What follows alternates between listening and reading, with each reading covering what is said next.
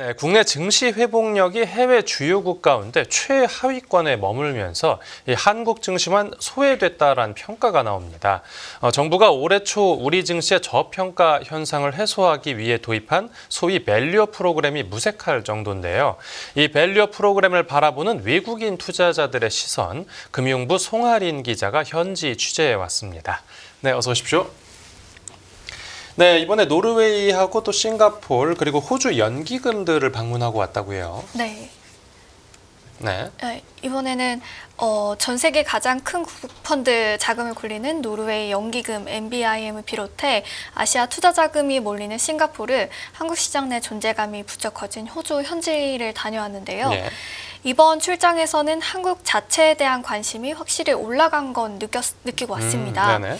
블랙핑크 멤버 로제가 미국 대표 싱어송라이터인 브루노 마스와 함께 낸 아파트라는 노래가 간 나왔을 때 이제 호주 시드니를 다녀왔는데요. 네네. 음식점 옆 테이블에 앉은 현지인이 그 노래를 듣고 있더라고요. 이렇게 K-팝을 비롯해서 음식까지 K-문화가 세계적으로 유명세를 타면서 호주에서는 Z세대들의 대학 졸업기념 여행지로 한국이 부쩍 떠올랐다고 합니다. 예.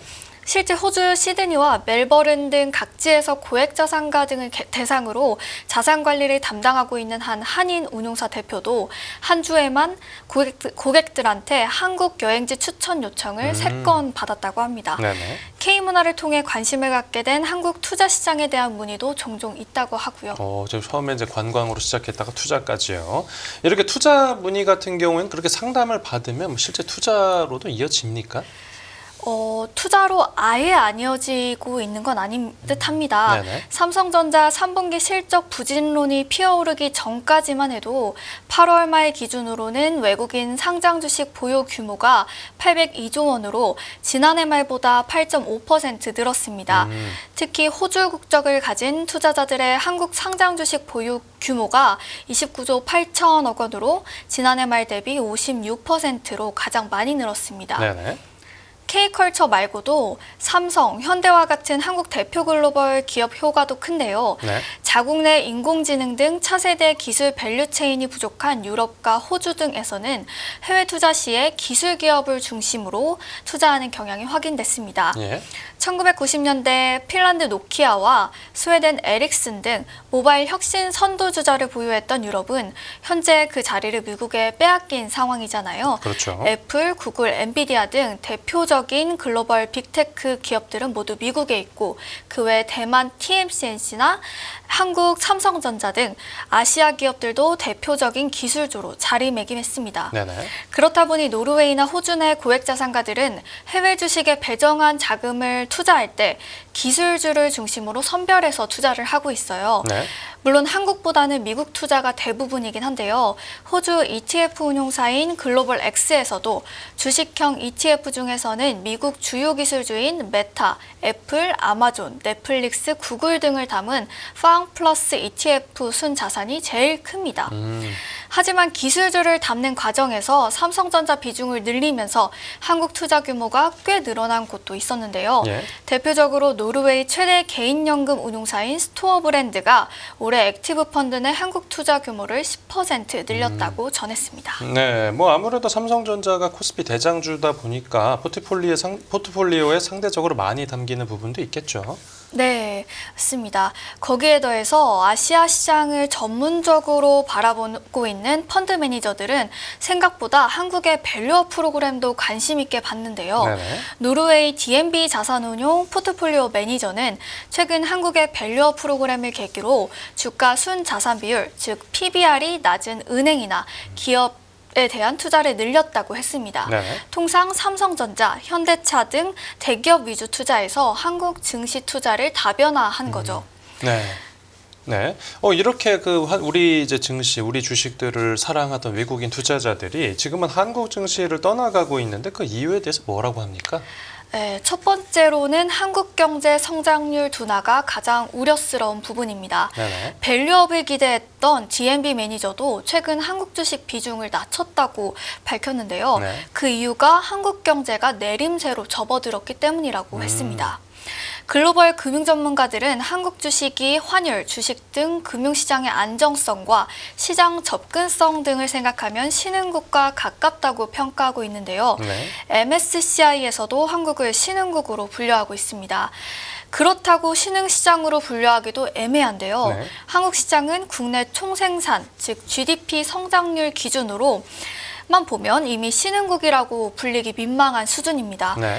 경제협력개발기구 OECD에 따르면 한국의 명목 GDP는 지난해 1조 8,390억 달러로 2022년 1조 7,994억 달러에서 단 2.2% 증가했습니다. 네네. OECD는 올해 한국 GDP 성장률도 2.5%로 전망했는데 국내에서는 금융연구원이 그보다도 더 낮은 2.2%까지 낮췄습니다. 네. 반면 OECD는 인도의 GDP 성장률은 6.7%로 내다보고 있어요.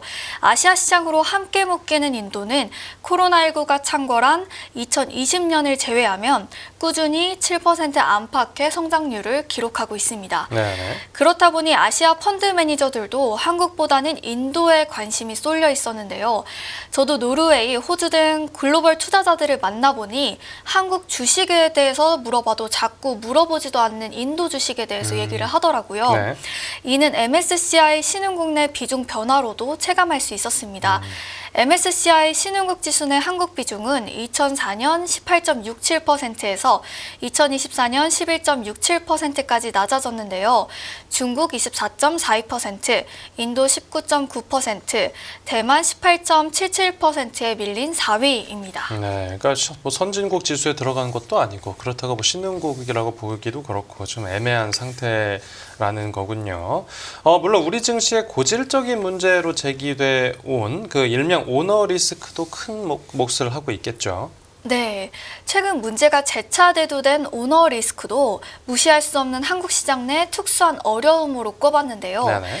호주 재무자문 전문 운용사 대표는 한국 관련 기업 설명회를 하면 다들 지배구조 리스크를 물어본다고 합니다. 예를 들어 삼성전자 오너의 사법 리스크 등도 우려하는 내용이라고 전했는데요. 네. 호주 내에서도 한 소프트웨어 회사 CEO가 바람으로 이혼하면서 주가가 크게 내린 사례가 있다고 하더라고요. 네. 그래서 지난해 호주의 광산업체 포르테스큐 메탈스 그룹 회장은 이혼을 발표하면서 우리 우정은 여전하다라는 메시지를 굳이 내놓기도 했습니다. 네. 부부 공동지분 36%가 분리되면 회사의 지배구조가 바뀔 수 있다는 시장의 우려를 불식하기 위한 겁니다. 네. 또 해외 기관 투자자들이 그러니까 우리나라에 지금 있는 그 각종 금융 규제들에 대해서도 우려하는 모습을 보였다고요. 네, 가장 대표적인 사례는 공매도 제도인데요. 네네. 호주에서 아시아 지역을 담당하는 FTSE 관계자는 가격 발견 기능을 하는 공매도 제도가 선진 시장에서는 필수적인 제도라고 강조했습니다. 네. 싱가포르 내 한국계 자산운용사 대표는 원래 헤지펀드는 유동성이 풍부하고 섹터별 분산이 잘 된 한국 시장을 좋아했었는데 네.